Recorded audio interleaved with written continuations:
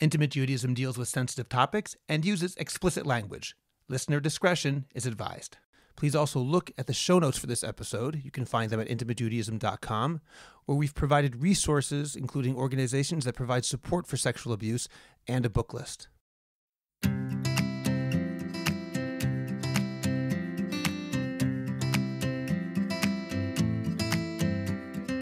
Welcome to Intimate Judaism. I'm Rabbi Scott Kahn. And I'm Talli Rosenbaum. And today we'll be speaking about a very important subject, and while it can be painful, it's simply too important to ignore, and that is sex after abuse.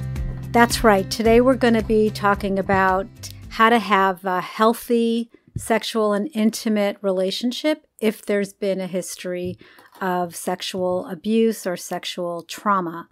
And I think it is important at the outset that we kind of provide a trigger warning. Some of the material that we're going to talk about may feel uncomfortable or may even trigger some of our listeners. You don't have to listen if it's something that you feel uncomfortable with, or if you need to take some time, breathe, ground yourself. If you really do want to listen, do it at your own pace. And please pay attention. Pay attention to your thoughts, your feelings, the sensations that come up for you. If some of this material seems to be touching you in ways that are difficult for you. Before we begin the episode, let me remind you to visit our website, intimatejudaism.com, for the full podcast archive, show notes, a free men's mikveh list, and more. We're very happy that Intimate Judaism has been the starting point for so many important discussions about sex and intimacy and how these relate to Torah Judaism. Please help us continue to help people by sharing this podcast on Facebook, Twitter, Instagram, or whatever other way you can get the word out. And please rate and review us on Apple Podcasts. That helps a lot as well. We also have an Intimate Judaism Patreon site. Patreon supporters get bonus material, episodes, merch, and more. It's an opportunity for people who have benefited from Intimate Judaism to support what we do with a small monthly payment. You decide how much or how little. The link is in the description of this podcast, as well as in the show notes. We thank you in advance, and we hope you enjoy the bonus material that's there. Please continue to send us your questions and comments to intimatejudaism@jewishcoffeehouse.com. Make sure to visit tallirosenbaum.com and jewishcoffeehouse.com. Talli, let me start off by asking you a preliminary question. I want you to tell me, what is abuse? Is there a way you can define abuse in a general way, meaning are there forms of abuse that don't even involve sexual touch or even perhaps an abuser? Well, there are all forms of abuse, and it doesn't always involve sexual touch, and it doesn't always involve sex. I think that we need to look broader at the phenomenon of somebody who is in a position of authority or a position of power who uses that power to get what he or she wants from the other person. And that could be in many different ways. And one of those ways would be sexual. And there are various forms of sexual abuse. There's sexual molestation, and there's the kind of abuse that takes place amongst family members. There can be abuse that takes place amongst clergy and between people who have large age differential between them.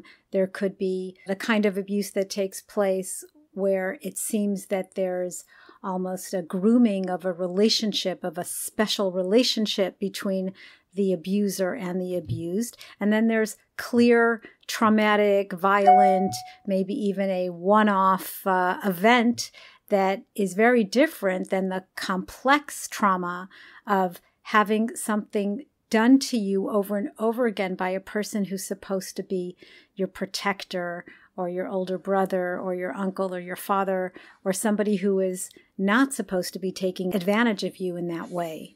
Does that answer your question? Yes. I also noticed that you mentioned he or she, and not that I'm surprised per se, but generally I think most people usually think of abuse being perpetrated by men. Is it also true that abuse is perpetrated by women against men or against women?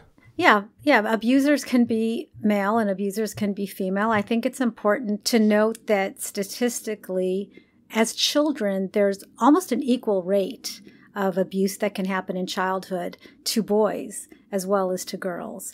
And the abusers may be women.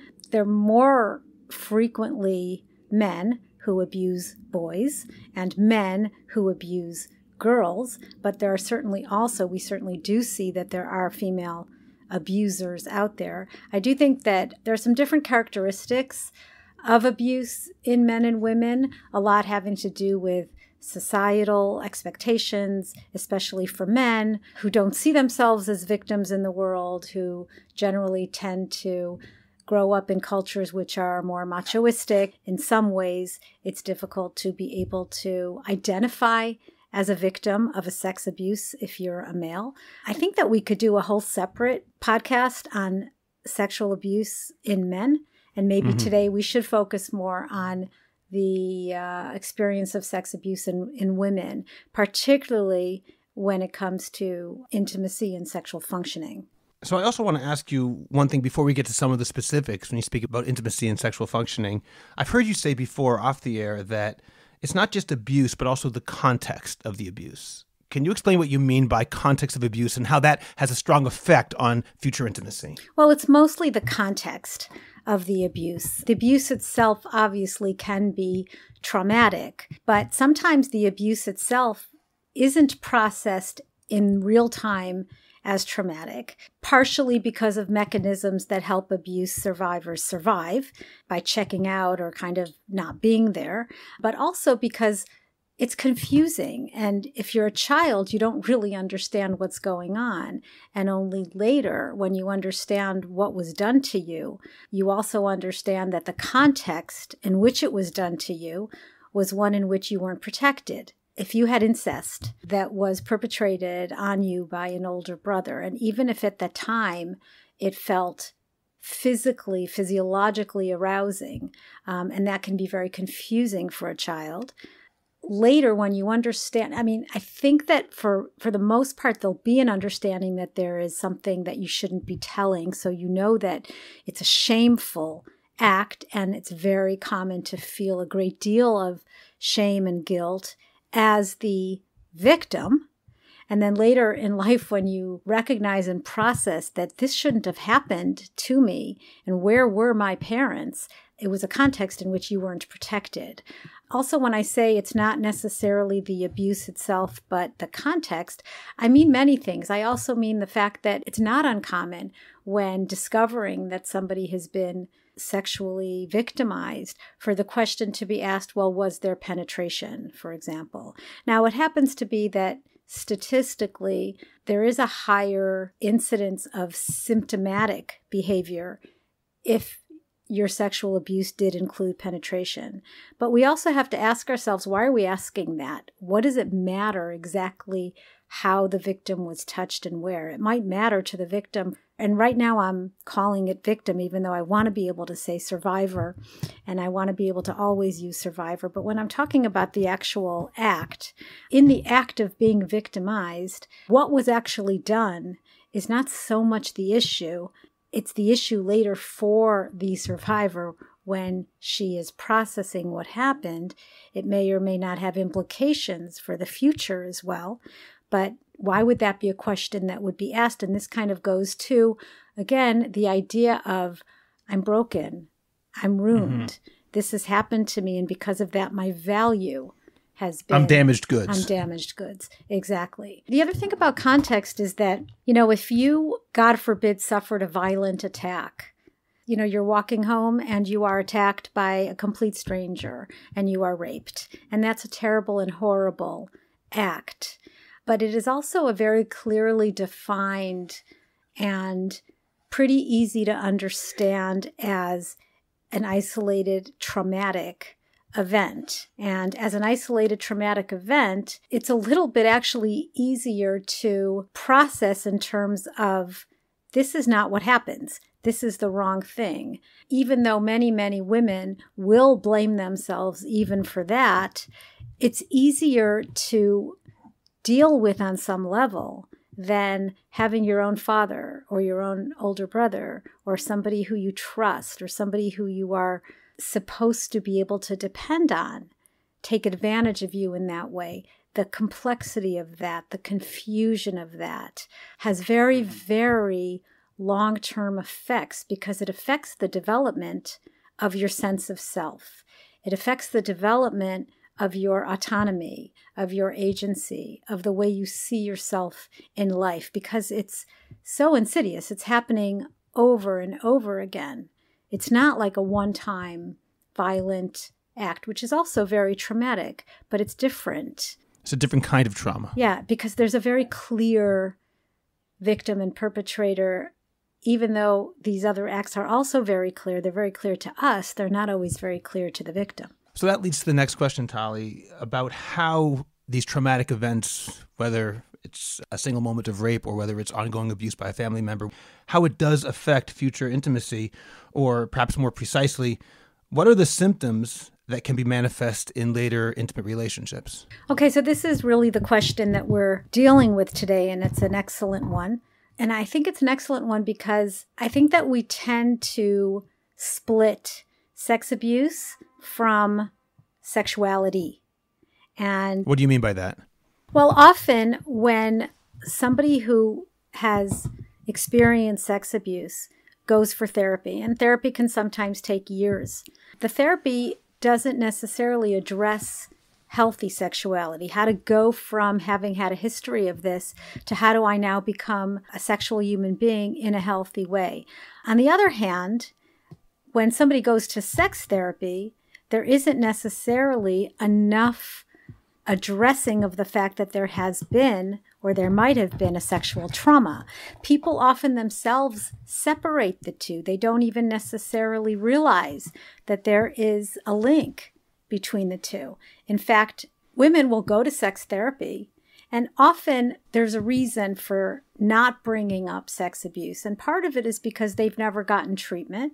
And part of why they haven't gotten treatment is because they have adapted or they have been able to survive by making it not that important to them, or trying to forget about it, or not really allowing themselves to think about it. And so they don't even come in with their conscious awareness that having this history may have something to do with the fact that now that they are sexually active, now that they're married, and now that they're trying to be intimate, they're having trouble.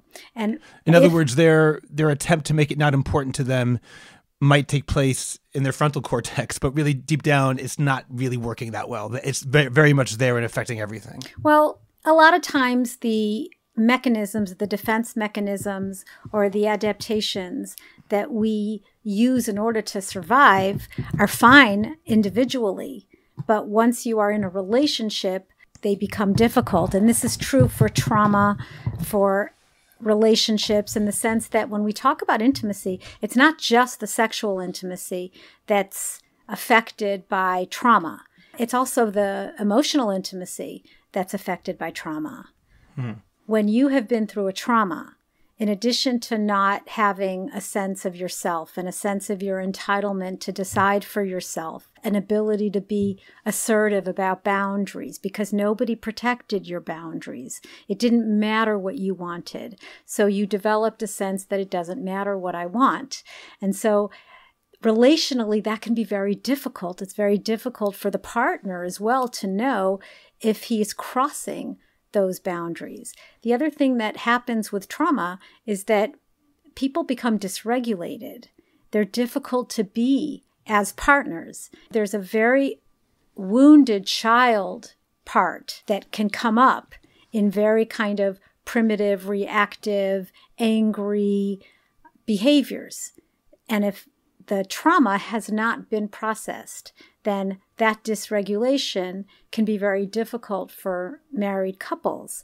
It causes problems not just in the bedroom, but outside the bedroom.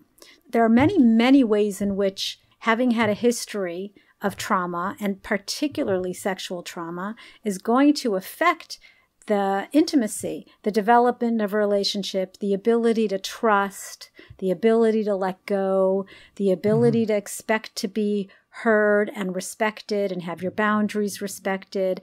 You're so used to the opposite having happened to you for such a great portion of your life that you come into a marriage not really adult, not really fully adult. That child part of you is still coming out and feeling very abandoned and very scared. You will do something that you did then, which was disassociate or freeze.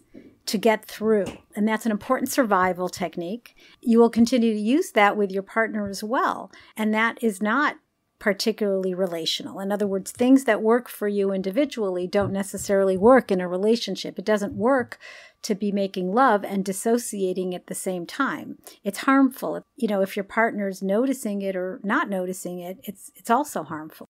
A lot of what you're describing sounds like it could apply equally in bed and not in bed. Are there some specific elements, I call them symptoms, I assume, that could manifest themselves in sexuality per se in the intimate relationship that are a direct product or an indirect product of abuse? Yeah, but I also think that we need to consider all the different variables, the context, the social expectations, the cultural, the religious expectations that are surrounding it. So, for example, if you have been abused, right, but you go into a sexual relationship with the feeling that this is different, though. I'm not with my abuser. I'm with someone who I love and somebody who I can trust and who's going to listen to me, and somebody's safe, then there's every reason that it wouldn't necessarily show up. However, trauma is not only in what I believe and think. Trauma is in our bodies. We carry it around in our bodies. And so even though we know and love our partner, we may feel very threatened the minute that any kind of stimulus that is triggering is going to come up.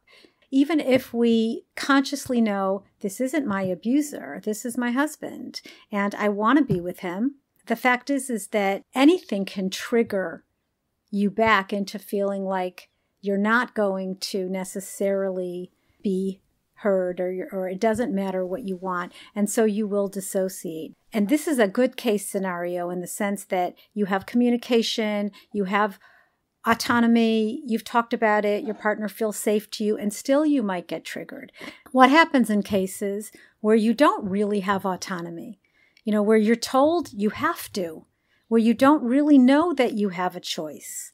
You mean, for example, in certain religious communities where the first night of marriage is considered absolutely an obligation. They have to have sex whether or not both partners feel ready. Is that what you're talking about, for example? Yeah, I am talking about that, for example. And I think that it runs across the spectrum, but certainly in the more, let's say, Hasidic communities, for example, or the more to the right you go, the less autonomy you might have. That's just kind of a general rule. It doesn't always work that way. But so, for example, I might get a frantic phone call from a Kala teacher, and she'll say, I heard, you're the sex therapist, maybe you can help me. My Kala is 19 and she's terrified of getting married, and we know that there was something, okay? We know that somebody played with her or did something with her. How can we help her get through it? What should she do? Do you have like a suggestion? Is there a medication she should take, or a special lubricant, or maybe a combination cocktail of, alcohol and I'm just kind of being a little bit cynical. But the idea here is that, ironically, I'm being asked, how do we go ahead and just, reenact her abuse for her, but just help her dissociate by giving her alcohol? I mean, the first night is not something that anybody should have to go through that way. But certainly if there's already been a history of being sexually abused, then it's very unlikely that not having autonomy is going to do anything but reenact the trauma. Because very often I am asked in therapy, or a husband will say, and again, we're only talking about women today. I think we do have to have a separate episode about male sexual abuse, but I might be asked, if I have a couple that comes in and she either disassociates during sex or is unable to have any arousal or doesn't have desire or has pain or has any of the classic sexual dysfunctions. And the husband might say, is it possible that she was abused? And she said, no, I was never abused. And let's say it's true. She doesn't have a history of abuse. But let's just say this is 3, 4, 5 years into the marriage, okay? And what I will typically do is see a couple together, and then I'll see the couple separately. And on the separate session, she'll say, look, this is how it's been for me. I've hated sex this whole entire time. It's been painful for me, or it's been unpleasant for me. And his chassan teacher told him, it's normal to have sex 5 times a week when she's not Anita. And she would tell me about how when she gets into bed at night, she puts her head on her pillow, she says to herself, is this a night that I'm going to be able to go to sleep, or is this a night that I'm going to have sex? So her actual experience of abuse has occurred in the marriage, which is kind of hard to hear because people think there was abuse, just not what we're expecting. There was abuse. There's abuse that takes place every single night that she has sex effectively. Well, the symptoms are the same as whether or not her abuser was the brother, if we're talking about a child or a young adult, a teenager, or whether it's her husband who is not intentionally trying to perpetrate this, but perhaps he was given entitled messages about sex that, have allowed him to believe that it's okay to do it when he wants, even if she doesn't. What's more common is that he doesn't know. She's never actually said this to him because she was told not to disclose that she can't or doesn't want to. I mean, even when she wasn't abused, he's not doing anything consciously. It just never came up, so to speak. He assumes that she enjoys it, you mean, or something like that. Yeah, I guess my point is like this. You asked me in the beginning, what is the definition of sex abuse? And so people think about things that are violent rapes, and it's not just that. And people think that, okay, so it's perpetrated by, let's say, a stranger. And it's not just that. And people think, okay, it's perpetrated by clergy or a counselor, and it's not just that. And then it's by a brother or a father. And it's not just that. In other words, there are all sorts of abuses that take place when somebody is intentionally using somebody else for their own gratification. Even if it isn't sexual, if somebody grew up in a home with, let's say, very narcissistic parents, and they were very objectified by one or both of these parents, they will already have the idea that I have to do whatever I'm told to do. If they grew up in a house with narcissistic parents and didn't have very much autonomy, didn't have very much choice, and then went into a marriage where the guy is very entitled to have sex and doesn't even ask her if she wants to or not, and then she continues to go ahead and have it, that too will have the very similar effects of damaging the sexual self, damaging the self, the idea that I can say no, the idea that I'm entitled to enjoy this, and it will certainly not be sustainable for a long-term healthy sexuality in marriage. You just said a lot of important ideas, and I have a whole bunch of questions, so I'm trying to organize it in my own mind. You've mentioned a lot of the problems that can result from abuse, whether it's what we normally think of as abuse or something else. What kind of solutions are there? Are there ways that a couple can address this such that they can have a healthy sexual relationship, or are they doomed to have a relationship which will not be as fulfilling as one of the partners might want? Okay, so first of all, I'm really glad that you said a couple, because it's really important to understand that there's a journey here for the couple.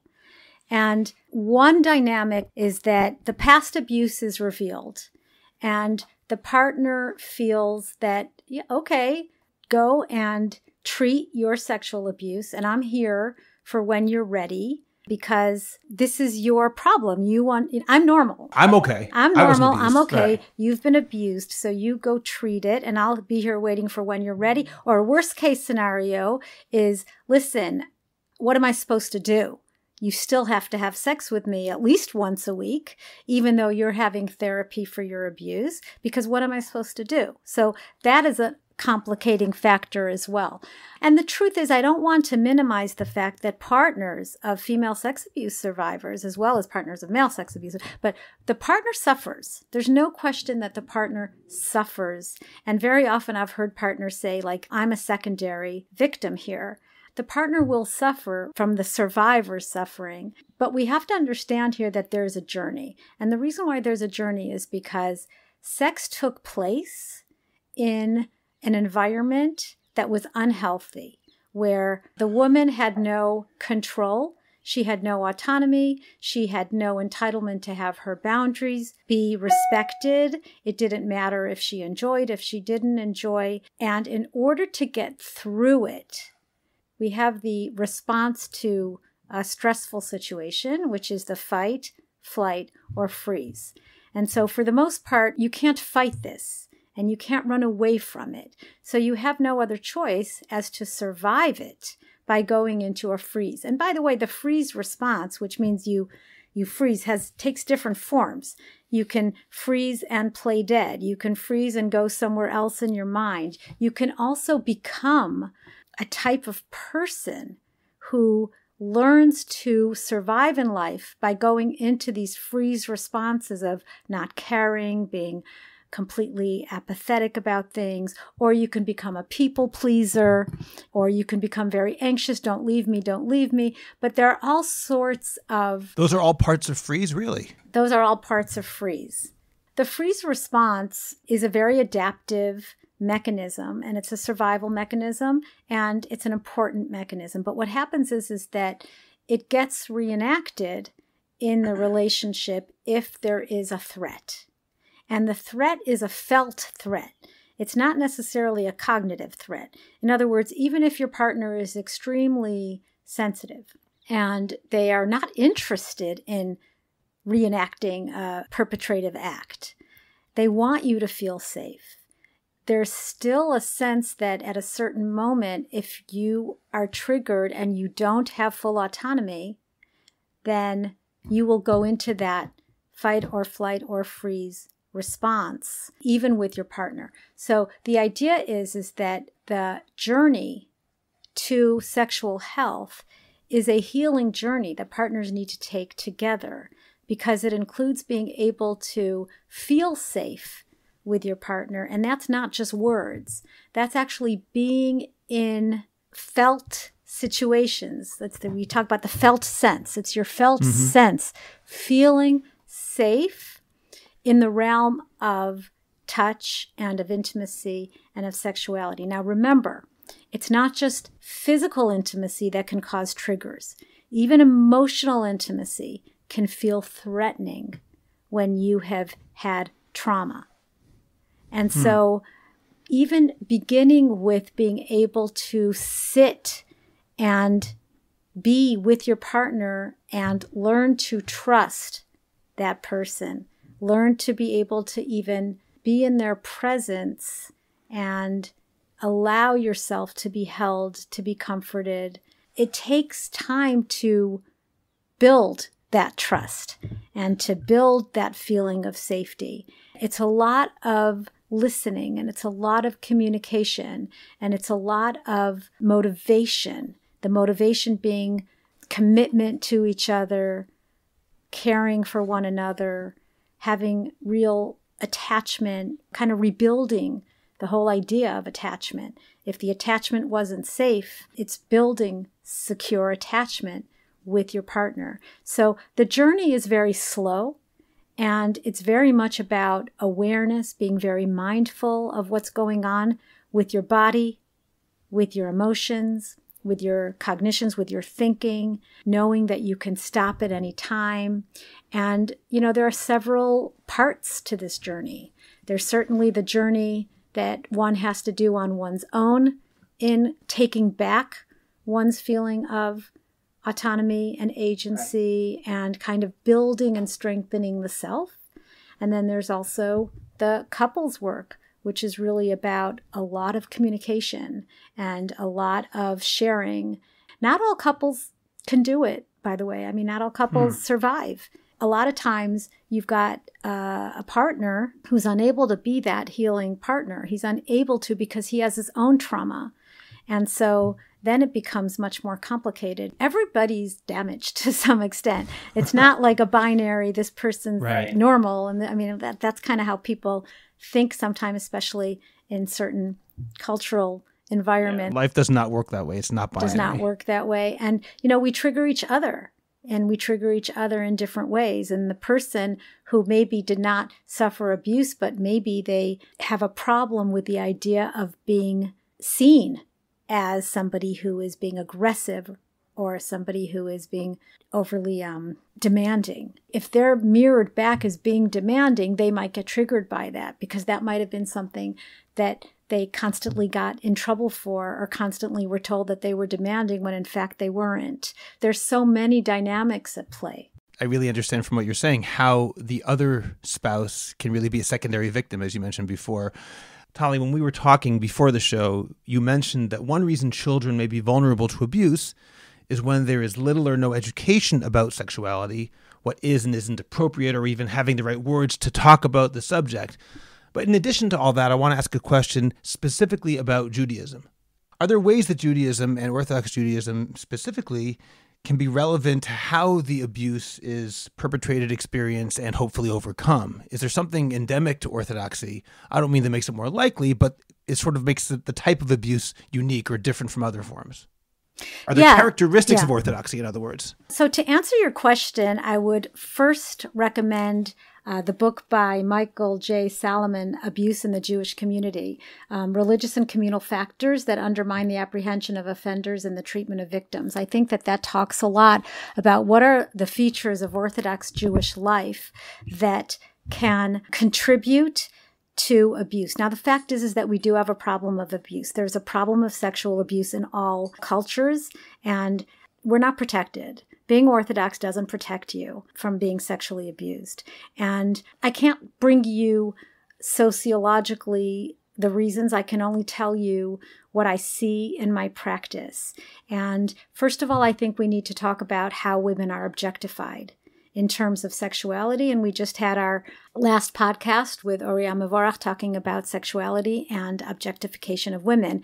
Her belief is that the Jewish approach is not to objectify women, whereas it's really based on Western societies. Infiltration into Orthodox Judaism, yes, that's how she sees yes. it. Even without that infiltration, because Western society hasn't infiltrated that much into certain sectors of Jewish society that do have a high incidence of abuse. There's pure objectification even without that variable from the outside.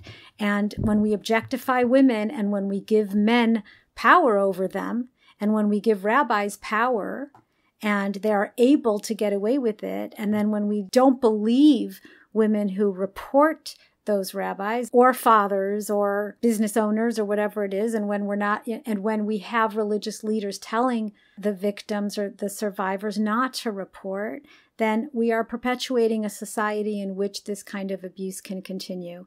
Another problem is that there's a lot of black and white thinking when it comes to sexuality. So a man might not really understand the difference. He's told you're not allowed to masturbate. Well, okay, I can't masturbate, so I masturbated, that's a sin. Well, touching my sister is a sin. It's all the same sin. And when you have an approach that says, okay, like he did tshuva, you do tshuva for masturbation, you do tshuva for sexual abuse, they kind of put it all in the same level, then you don't really have an understanding of what are the implications of abuse on the person, on the person's life who you've ruined. Okay, now how does it get perpetuated just from regular society? We've talked about this a lot on our podcast, and that's the idea of obligation. When we see sex as an obligation, when we are told, when we are given hadracha, when we are given guidance by kala teachers or by chatan teachers that you have to have sex at certain times, the less autonomy there is, the more triggering is going to happen and the less healing is going to happen. I'll give you an example. I was just providing supervision to somebody who was telling me about a case in which her patient has a history of abuse and recently got married, and she was told what nights she should try having sex. They weren't consummating, and it was up to a certain guide, a chassan teacher who was teaching them to tell them, how often they should try and when they should try. And the idea that she doesn't get to choose. Even things like, okay, go to the bodeket. Examiner, I don't want to go to the bodeket. Well, you have to go to the bodeket. Having to go to do an exam, whether it's an exam by examiner or an exam by a physician, when you don't choose to do it, those are going to sabotage your feelings of autonomy, and it's going to sabotage the healing process. We need to understand this. Rabbis need to understand this. Kala and chatan teachers need to understand this, that healthy sexuality is based on mutual consent and not just cognitive consent, but emotional consent. Okay, it's not just, okay, fine, I'm going to say yes because really I shouldn't say no, or I'm not allowed to say no. That's not consent. Consent is that I'm agreeing and my body is agreeing. And the Khatan, in this case, would have to read that properly and not just say, well, she said yes. It's something more than that. It's actually being attuned with her emotions and with her feelings. Right, which a lot of Khatanim don't have the skills or the tools, maturity, perhaps. Particularly, again, we're talking about, or the maturity, and so they can't know. The communication is one of the most important parts of the couples process. I mean, the individual process of treating trauma has its own path. But this is what I was saying before, like we have in our profession therapists who specialize in trauma. And we have in our profession therapists who specialize in sex therapy. And there is unfortunately a gap that exists where it's not integrated well. And so people go to sex therapy sometimes, and either the sex therapist doesn't ask about abuse, or the patient denies or doesn't have it in their conscious. And so typical sex therapy, and I'm not really a typical sex therapist, but typical sex therapists are quite behavioral, and they will give assignments. They will give certain exercises and massages and try this, and here's a vibrator, and this is what your clitoris looks like, and go to it, arouse yourself, have fun. Now, if that happens without an understanding or an appreciation of the patient's lack of ability to put boundaries on it, then that same dissociation is going to happen with the exercises. Her husband, she's going to go home with her husband, and they're going to do what the sex therapist says to do. And in the same way that she disassociated in her abuse, in the same way she disassociated with the dysfunctional sex, she's going to dissociate with the exercise. And you haven't gotten anywhere. And this is the problem with a lot of these new marriages. One very common, and we're going to spend an entire podcast talking about sexual pain disorders, but let's just say you get married and you have what's known as vaginismus. And we talked a little bit about vaginismus in our Unorthodox Zoom podcast.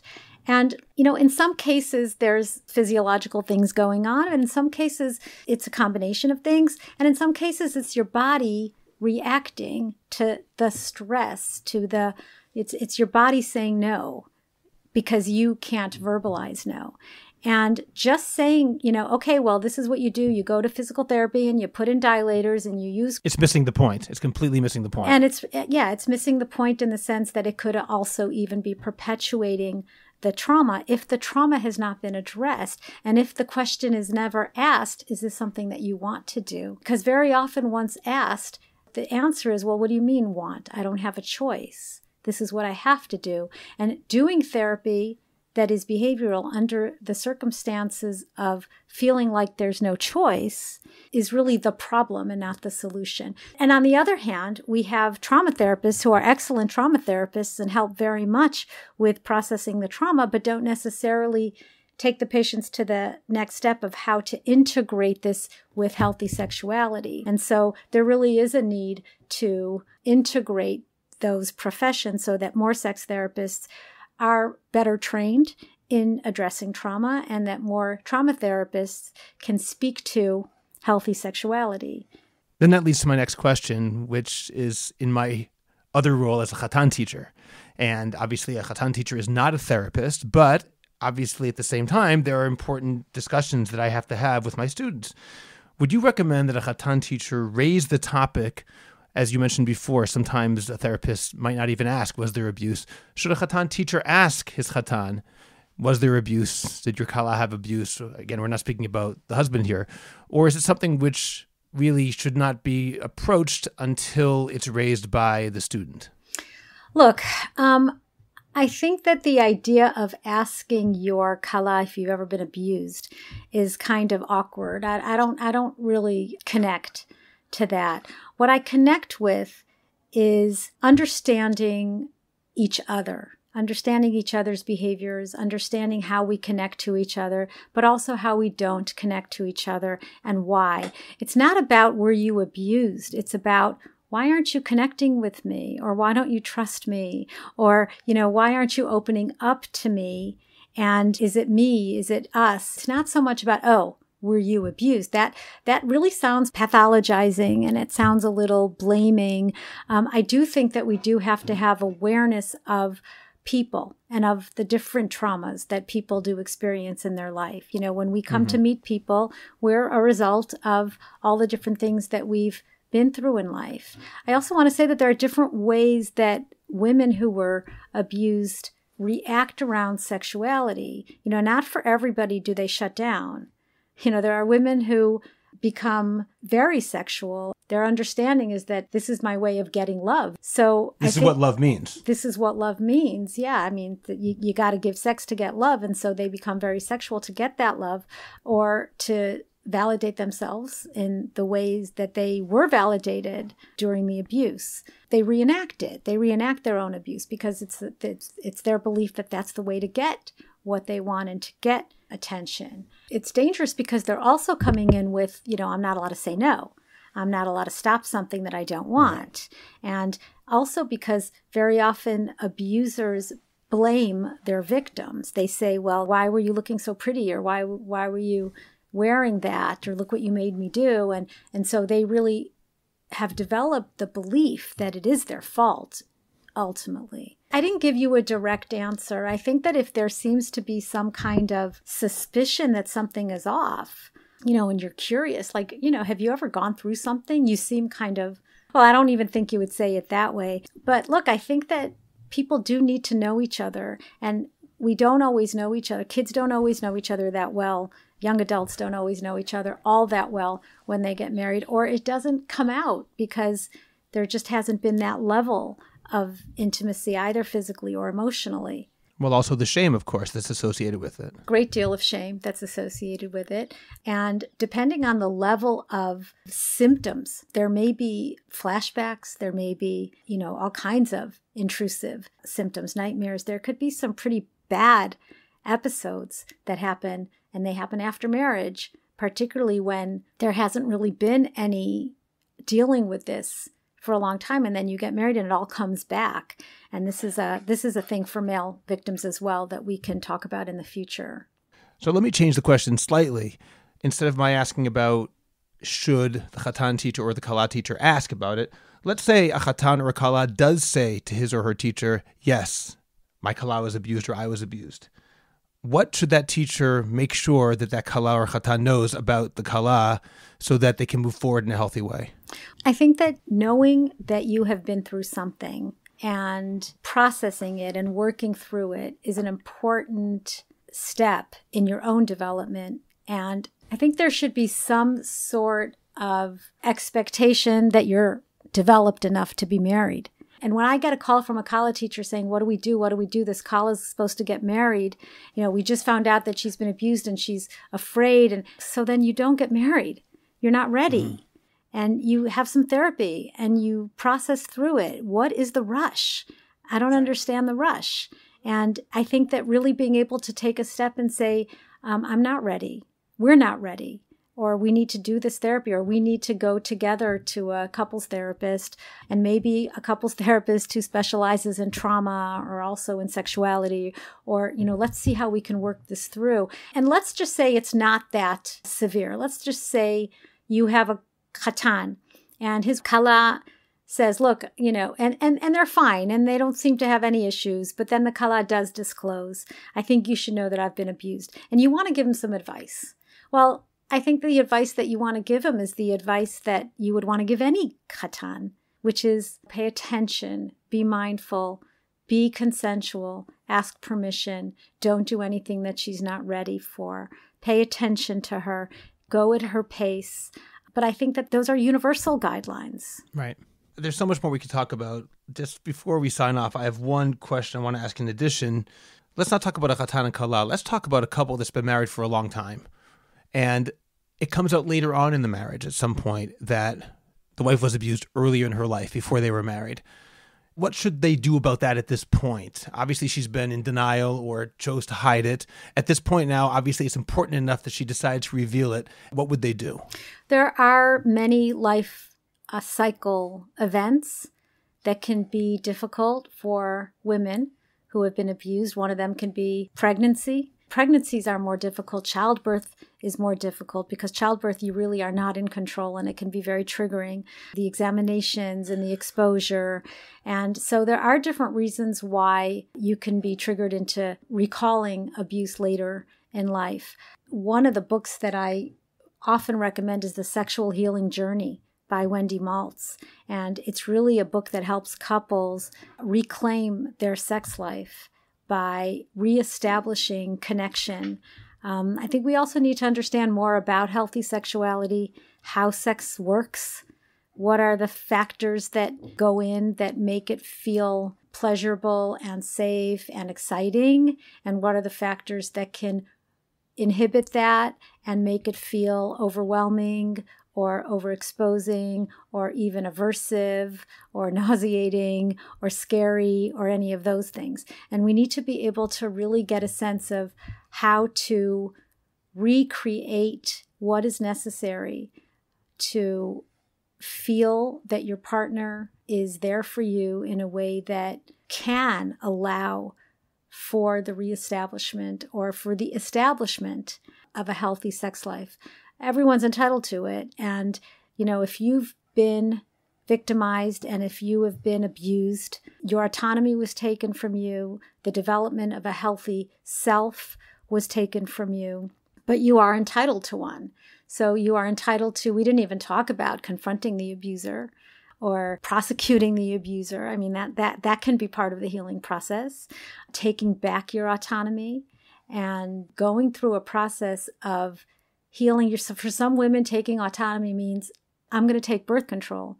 Even if my rabbi only gave me 6 months or a year or 2 years, I have to decide when I'm going to get pregnant or not. And I think we're going to do a podcast on that as well. We're going to do that as well. That's true. Yes. For some women, it's deciding that they're going to observe mikvah in a way that is more matim, more appropriate for them and not go to rabbis with every cloth, decide on their own or whatever it is. The idea of being able to integrate your commitment to who you are as a Jew with your need for autonomy, I think that is a lifelong challenge for every single one of us. The potential for a happy and a healthy and a meaningful love life, physical intimate life, emotional intimate life, it's there. With the right treatment and guidance, that potential is there. And hopefully, if you're listening to this and if it touches you, if it triggers you, if it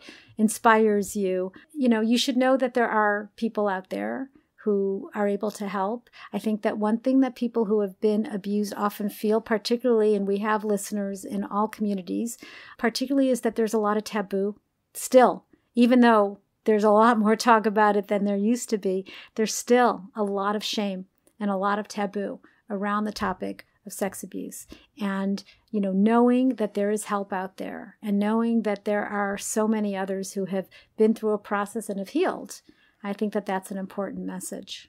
Well, thank you, Talli. I really learned a lot today. These are topics which are not fun to talk about. This is not a subject which anyone enjoys really discussing, but at the same time, it's too important for us to ignore it. So I appreciate your being forthright and forthcoming and discussing these things with me and the listeners today.